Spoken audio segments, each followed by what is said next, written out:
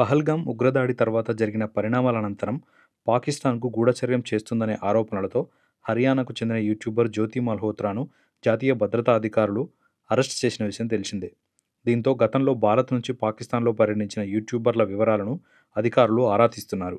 అనుమానాస్పద యూట్యూబర్లను అదుపులోకి తీసుకొని ప్రశ్నిస్తున్నారు. అందులో భాగంగా తెలంగాణకు చెందిన యూట్యూబర్, ట్రావెల్ వ్లాగర్ సన్నీ యాదవ్ను కూడా ఎన్ఐఏ అధికారులు అదుపులోకి తీసుకొని విచారిస్తున్నారు. అయితే ఈ విచారణలో పలు కీలక విషయాలు వెలుగులోకి వస్తున్నట్లు సమాచారం.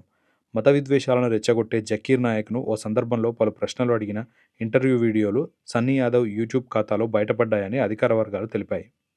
భారత్లో పుట్టి పెరిగిన జకీర్ నాయక్ తన ప్రసంగాలతో మత విద్వేషాలు రెచ్చగొట్టినట్లు, ఉగ్రవాదులకు ఆర్థిక సాయం చేసినట్లు ఆరోపణలు ఉన్నాయి. 2016లో జకీర్ నాయక్పై మనీ లాండరింగ్ కేసు నమోదైంది.